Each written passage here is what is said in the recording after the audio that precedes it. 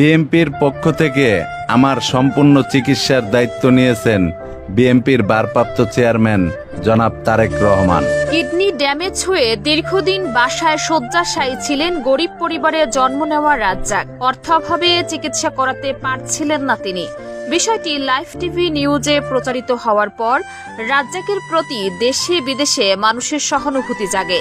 এ সময় বিএনপির ভারপ্রাপ্ত চেয়ারম্যান তারেক রহমান মানবিক সহায়তার হাত বাড়িয়ে দেন। তারেক রহমানের নির্দেশে বিএনপির মহাসচিব রুহুল কবির রিজভী নিজে রাজ্জাকের বাসায় গিয়ে তাকে নগদ 1 লাখ টাকা আর্থিক অনুদান দেন। জনাব তারেক রহমান আমার মেয়ের কান্না করার সেই ভিডিও দেখে এখানে বিএনপির সিনিয়র যুগ্ম মহাসচিব রুহুল কবির রিজভী সাহেবকে আমার বাসায় পাঠিয়েছেন।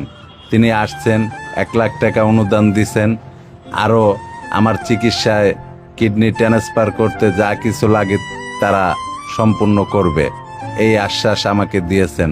এবং রাজ্জাকের পুরো চিকিৎসার দায়িত্ব নিয়েছেন বিএনপির ভারপ্রাপ্ত চেয়ারম্যান তারেক রহমান। আমার স্বামীর 2টা কিডনি ড্যামেজ হয়ে গেছে গা, তার আমি চিকিৎসা করতে পারতাছিলাম না। সে 2টা বছর ধরে কিডনি রোগে আক্রান্ত। আমি 1টা বছর ধরে তার ডায়ালিসিস করাই। আমার যাবতীয় যা আছিল সব কিছু তার দিয়া চিকিৎসা করাইছি, এখন আর পারতাছি না।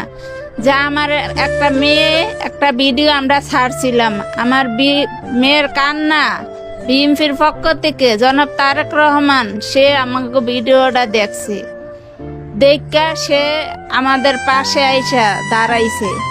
তারে আমি বাসায় খুঁজে পাই না যে তারে আমি কি দিয়া আন্তরিক শুভেচ্ছা জানাম। আমি নামাজ পড়া তার জন্য দোয়া করব। অসহায় রাজ্জাকের পাশে দাঁড়িয়ে নতুন আশার আলো দেখিয়েছেন বিএনপির ভারপ্রাপ্ত চেয়ারম্যান তারেক রহমান। এই বাংলাদেশের মানুষের জন্য তার হৃদয় কতটা কাঁদে, এই ভিডিওটা যেই দেখবেন সে একটু হলেও বুঝবেন। এই সহযোগিতা রাজ্জাক ও তার পরিবারকে চিকিৎসার পথে এগিয়ে যেতে সাহায্য করবে।